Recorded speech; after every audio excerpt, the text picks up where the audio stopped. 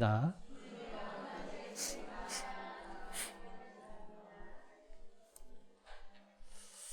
예, 아시는 분은 아시겠지만 저는 성경 설교를 할 때 성경 한 권을 정해서 이제 순서대로 전하는 이제 연속 강해 설교를 하고 있어요. 그래서 지금은 이제 열왕기상과 사도행전을 이제 번갈아 가면서 설교를 하고 있는데, 이 연속 강해 설교의 특징 중에 하나는 이 설교자가 자신이 하고 싶은 본문만 골라서 할 수가 없고, 성경의 순서대로 주어지는 말씀을 이제 그대로 대면해야 한다는 거죠. 솔직히 말씀드리면 오늘 우리가 함께한 이 사도행전 5장의 본문은 우리 듣는 성도님들 뿐만 아니라 강단에 서는 저에게도 참 무겁고 부담스러운 말씀이에요. 교회를 위해서 전 재산의 일부를 팔아 바친 부부가 그 자리에서 죽는 참 두렵고 충격적인 이야기이기 때문이죠. 아마 이 본문을 읽으시면서 헌금할 때 떼어 먹으면 이렇게 벌을 받는구나, 이렇게 생각하면서 또 마음이 무거워지시는 분들도 계실 것이고, 그런데 여러분, 이 오늘의 이 무서운 사건이 과연 돈이나 헌금에 대한, 헌금의 액수에 대한 이야기냐라고 하는 거죠. 하나님께서 정말 헌금을 좀 덜 냈다고 사람의 생명을 거두시는 그런 분이시냐라고 하는 거죠. 결코 그런 것이 아니라, 그러니까 오늘 말씀은 헌금에 대한 이야기가 아니라 하나님 앞에서의 거룩함과 정직에 대한 이야기죠. 그리고 진정한 신앙의 본질이 무엇인가를 우리들에게 깊이 찔러주는 말씀이라고 할 수가 있습니다. 그래서 이 부담스러운 본문 속에 우리를 살리시는 하나님의 진짜 음성을 함께 듣기를 간절히 바랍니다. 2주 뒤면 이제 성령 강림 주일인데, 성령 충만한 참된 교회, 또 참된 성도가 되기 위해서 우리가 먼저 갖춰야 할 것이 뭘까? 하나님께서 교회를 향해서 요구하시는 첫 번째 조건은 능력이 아니라 바로 이 거룩함이죠. 하나님 앞에서의 정직함이다라고 하는 것입니다. 자, 오늘 1절과 2절을 같이 읽어보겠습니다. 시작. 아나니아라 하는 사람이 그의 아내 삽비라와 더불어 소유를 팔아 그 값에서 얼마를 감추매 내도 알더라. 얼마만 가져다가 사도들의 발 앞에 두니. 초대교회는 이때 당시에 성령의 불길이 타오르면서 아주 폭발적인 부흥을 경험하고 있었습니다.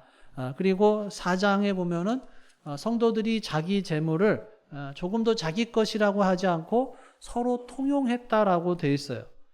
특히 오늘 본문 바로 앞에 사도행전 4장의 마지막 부분에 보면 35절, 36절, 37절에 보면은 그 바나바라고 하는 훌륭한 인물이 자신의 밭을 팔아서 사도들의 발 앞에 겸손히 내어놓는 그런 아름다운 헌신의 장면이 나와요. 그래서 온 교회가 바나바의 헌신에 감동을 하고 그를 칭찬을 했죠. 자, 그 분위기 속에서 아나니아와 삽비라 부부도 결단을 하는 거예요. 여보, 우리도 우리 소유의 땅을 팝시다. 여기까지는 너무나도 훌륭하죠. 이 부부에게도 또 분명히 교회를 사랑하는 마음이 있었고 또 헌신하고자 하는 결단이 있었을 것입니다. 자, 그런데 문제가 발생을 하는데, 막상 땅을 팔고 큰 돈이 손에 들어오자 아까운 마음이 들었던 것 같아요. 그래서 부부가 은밀히 모의를 해서 그 값에서 얼마를 감추고 남은 것만 사도들의 발 앞에 둔 거예요. 자, 여러분, 이 부부의 진짜 문제가 뭘까요? 헌금을 적게 한 것일까?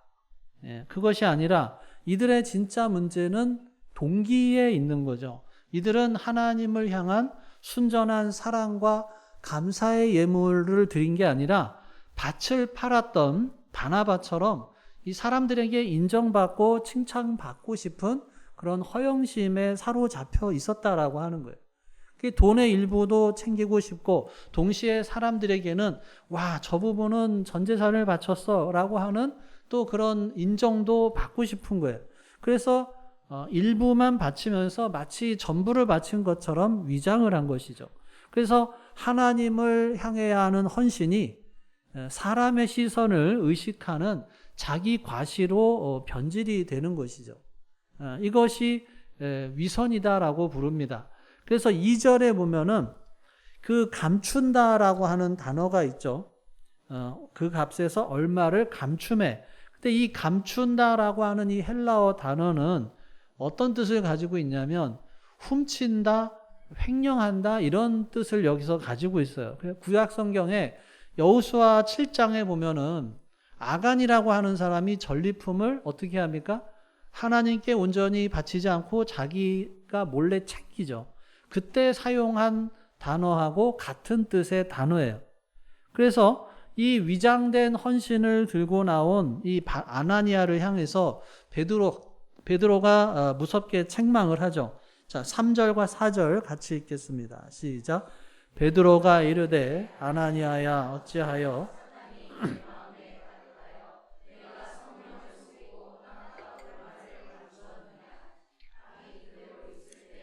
내 땅이 아니며 판 후에도 내 마음대로 할 수가 없더냐?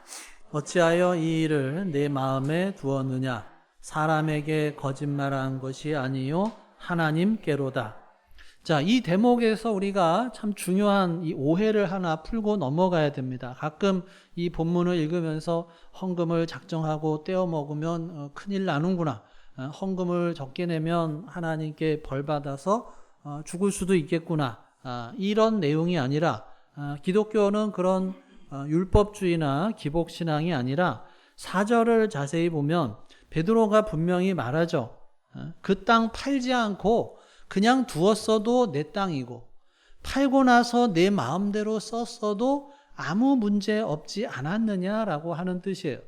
즉 초대교회의 모든 헌신은 억지로 시킨 것이 아니라 100% 자발적인 것이었어요. 그래서 땅에 뭐 절반만 바쳐도 뭐 10분의 1만 바쳐도 하나님께서는 기쁘게 받으실 거예요. 근데 이 베드로의 책망의 핵심은 뭐냐면 그 아나니아의 죄의 본질은 그 액수에 있는 것이 아니라 3절의 말씀을 보면은 뭐라고 돼 있어요? 마음에 뭐가 가득해요? 사단이 가득해서 뭘 속여요? 성령을 속였다라고 하는 거예요. 그것이 바로 죄의 본질이다라고 하는 거예요. 사람의 눈은 속일 수가 있죠. 교회의 목사도 장로도 목장 식구도 완벽하게 속일 수 있어요. 아나니아 집사님 정말 대단하셔요. 이런 칭송을 들었을지 모릅니다. 그런데 우리 안에 거하시는 성령 하나님, 우리의 모든 것을 보시는 전능하신 하나님은 결코 속일 수가 없다라고 하는 거예요. 아나니아와 삽비라는 눈에 보이지 않는 하나님보다도 눈에 보이는 사람들을 더 크게 의식한 거예요. 뭐 이 정도는 하나님도 모르시겠지, 적당히 넘어가시겠지라고 생각을 한 것이죠. 이것이 성령을 시험하고 기만하는 그런 영적인 교만이 되고 또 사탄이 교회 안에 심어 놓으려고 하는 또 치명적인 독버섯과 같다라고 하는 거예요. 이 거짓과 위선이 단순한 도덕적인 실수가 아니라 그로 인해서 성령의 임재를 거부하는 그런 영적인 범죄가 된다라고 하는 것을 우리가 기억해야 하는 것입니다. 자, 베드로의 이 선포가 떨어지자마자 두렵고 떨리는 일이 발생을 하죠. 아나니아가 그 자리에서 엎드러져서 혼이 떠나간 거예요. 그 자리에서 죽은 거예요. 그래서 젊은 사람들이 들어와서 그 시신을 메고 나가서 장사를 해요.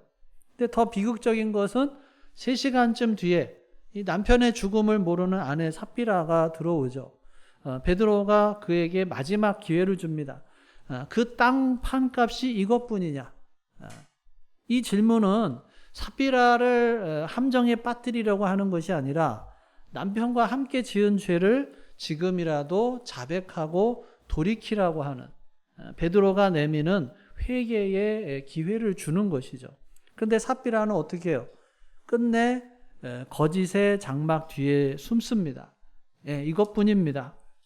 그래서 남편과 함께한 이 거짓된 이 모의를 깨지를 못하고 끝까지 성령을 기만하는 거죠. 그래서 9절에 보면은 9절을 같이 읽어볼까요?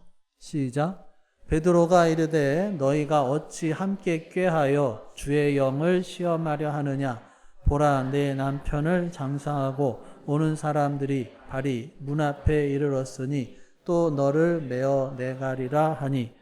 자, 여기 보면 너희가 어찌 함께 꾀하여 주의 영을 시험하려 하느냐. 그런 책망과 함께 삽비라 역시 남편의 뒤를 이어서 그 자리에서 죽음을 맞이하게 됩니다. 여러분, 십자가의 무한한 사랑과 용서를 아는 우리들에게 이 본문은 너무나도 가혹하고 또 무섭게 느껴질 수가 있습니다. 아니 뭐 거짓말 한 번 했다고 그 자리에서 다 죽이신다.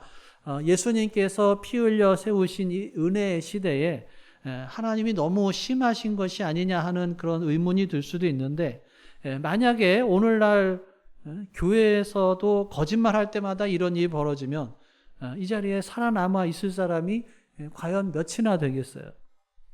자, 그럼 하나님께서는 왜 이렇게 단호하고 엄격하게 심판을 하셨느냐라고 하는 거예요. 그 이유는 바로 이 사건이 일어난 어떤 구속사적인 타이밍 때문에 그런 것이에요. 자, 구약 성경을 보면은 이스라엘 백성들이 출애굽을 해서 처음으로 성막을 세우고 하나님께 제사를 드립니다. 그런데 그때 아론의 두 아들 나답과 아비후가 하나님께서 명하시지 않은 다른 불을 드리려다가 불이 나와서 그들을 삼켜버린 사건이 있어요.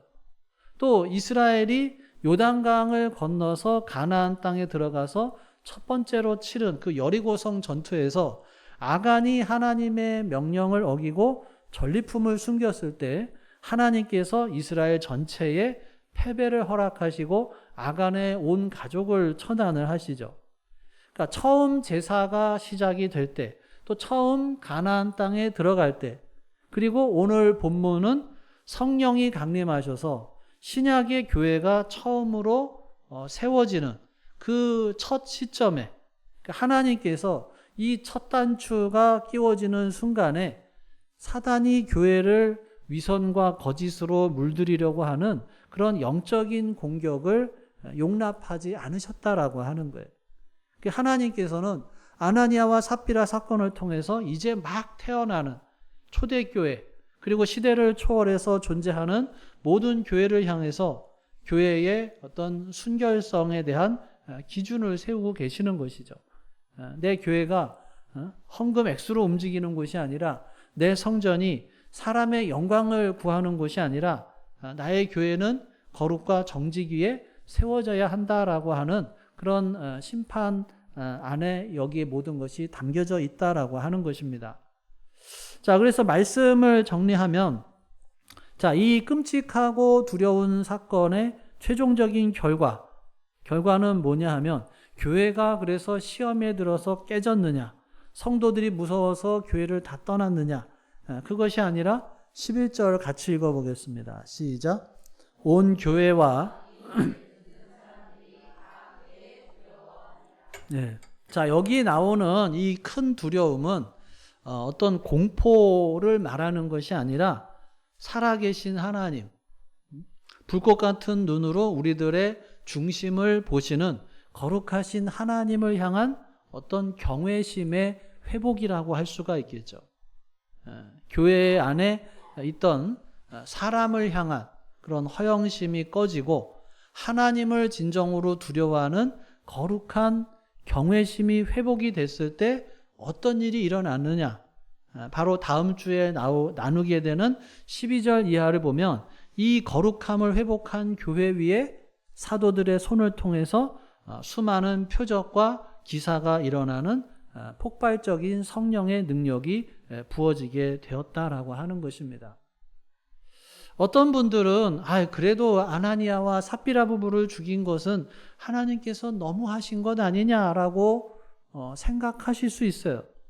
그런데 여기서 우리가 물어야 할 질문은 그게 아니라 아니 그래도 어떻게 아나니아와 삽비라 부부를 그렇게 죽이냐, 너무 하신다. 이게 우리가 물어야 할 질문이 아니라 여기서는 우리 나를 향해서 질문해야 할 것이 이거죠. 나도 똑같은데 나는 왜 안 죽나? 사실 이들 정도의 열심이 있는 분이 그렇게 많지 않아요. 그 정도의 헌신이 있는 분이 많지 않습니다. 그런데 우리는 멀쩡하게 살아가고 있다. 이것이 하나님의 은혜가 아니냐라고 하는 거예요. 그 당시에는 모든 사람들이 헌신돼서 잘하고 있는데 이 한 가정이 그렇게 되었기 때문에 죄를 제거하고 그래서 정결함을 유지할 필요가 있었어요. 앞으로 복음이 전파되기 위해서는 순결하고 정결한 공동체가 되어야 했다라고 하는 거예요. 그런데 지금은 시대가 많이 지나서 우리가 너무나도 이 세상과 타협하면서 더러운 모습들이 우리들 안에 너무나도 많이 들어와 있습니다. 우리 개인적으로도 가정에도 교회에도 잘못된 모습들이 많이 들어와 있어요. 그래서 하나님께서 만약에 그때와 똑같이 하시면 여기 살아남을 사람이 하나도 없다는 거예요. 예레미야가 3장 22절은 이렇게 고백을 하죠. 주보에 있습니다. 같이 읽어볼까요? 시작. 여호와의 인자와 긍휼이 무궁하심으로 우리가 멸되지 아니함이니이다. 맞습니다. 오늘 우리가 진멸되지 않고 호흡하면서 살아있는 것은 우리가 남들보다 의롭기 때문이 아니라 하나님께서 지금 우리들에게 무한한 긍휼을 베풀고 계시기 때문이다라고 하는 거예요. 오히려 우리는 이런 것을 생각해 봐야 됩니다. 여러분, 하인리의 법칙이라고 혹시 들어보셨나요? 큰 대형 사건이 터지기 전에는 반드시 30번의 작은 사고와 300번의 어떤 잠재적인 위험 같은 그런 전조 증상이 있다라고 하는 거예요.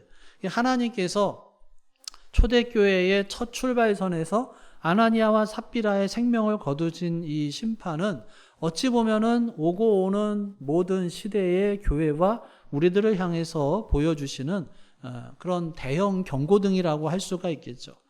오늘날 우리는 어떠냐라고 하는 거예요. 내 마음속에 위선이 싹틀 때, 또 사람들을 의식할 때 성령께서 내 마음에 30번, 300번의 찔림을 주시고 전조 증상을 주신다는 거예요.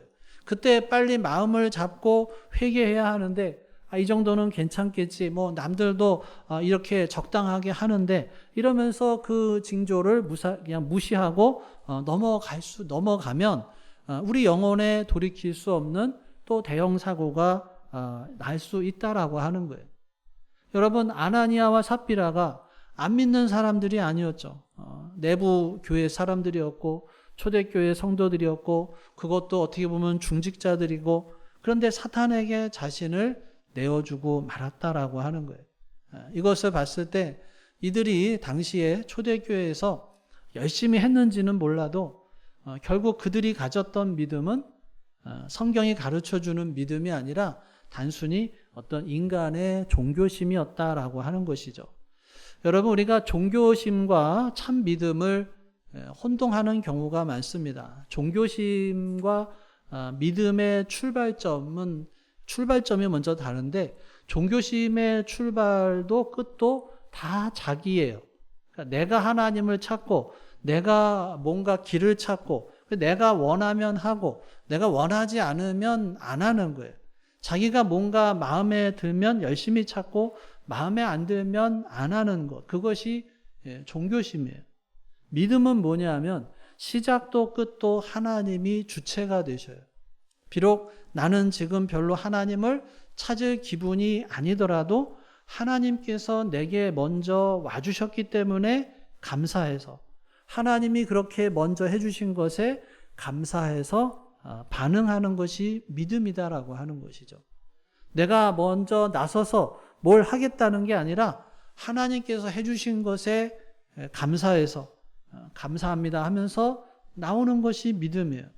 그런데 믿음이 성숙한 사람은 하나님이 시키시기 전에 하나님은 뭘 하실까를 또 미리 알아보면서 나아온다라고 하는 거예요.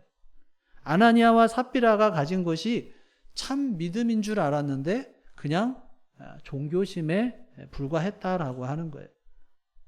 혹시 이런 모습이 나에게는 없느냐라고 하는 것이죠. 믿음이 아니라 종교심인데 착각하고 있는 것은 아닌지, 참 믿음의 대상이신 하나님이신데도, 나의 주인이신 하나님이신데도 내가 마음대로 할 수 있는 분으로 생각하는 것은 아닌지, 내가 필요할 때는 찾고 필요 없을 때는 내 마음대로 하는 그런 하나님을 믿는 종교심은 아닌가를 돌아봐야 할 것입니다. 사랑하는 여러분, 하나님께서는 내가 하나님을 찾기도 전에, 또 내가 하나님을 알기도 전에 나를 먼저 아셨고, 나를 먼저 찾아와 주셨고, 또 나를 불러주셨습니다. 그래서 우리는 그 은혜에 감사하며 반응하면서 나가는 것이 믿음이고, 그래서 우리가 여기에 나와 있는 것이죠. 여러분, 주일 예배는 억지로 교인이니까 어쩔 수 없이 나와서 하는 것이 아니죠. 헌금도 박스가 있으니까 체면상 어쩔 수 없어서 하는 것이 아니다라고 하는 거예요. 나를 불러주신 하나님, 죽을 수밖에 없는 나를 붙들어서 천국으로 불러주신 하나님께 너무나도 감사해서 나와서 예배하고, 감사해서 헌금도 하고, 감사해서 봉사도 하는 것이죠. 감사하기 때문에 하나님이 원하시는 이웃사랑도 하는 것이고, 감사하기 때문에 하나님이 원하시는 그 한 영혼의 구원을 위해서 우리가 나아가는 것이고, 너무 감사하기 때문에 하나님이 원하시는 그 주님의 제자의 모습대로 살아가기를 애쓰고 있는 줄 믿으시기를 간절히 바랍니다. 바로 이러한 참 믿음을 가지고 승리하는 우리 모두가 될 수 있기를 주님의 이름으로 축원합니다. 기도하겠습니다. 오늘 주신 말씀 생각하며 함께 기도하기 원합니다. 내 마음속에 숨겨진 아나니아와 삽비라의 위선은 없는지, 사람의 시선을 의식하고 또 겉모습만 중요하게 생각하는 우리의 종교심이 있다면 이 시간 십자가 앞에 온전히 내려놓기를 원합니다. 지금 이 순간까지 참아주시는 분이 바로 긍휼의 하나님이시고, 우리가 체면이나 억지가 아니라 나를 살려주신 그 구원의 은혜에 감사하는 참 믿음을 회복하기를 원합니다. 나를 기다려주시는 주님 앞에 우리가 이 모습 이대로 또 정직하게 나아가며, 또 오늘 주시는 하나님의 음성에 귀를 기울이는 시간을 갖도록 하겠습니다. 다 함께 묵상으로 기도하겠습니다.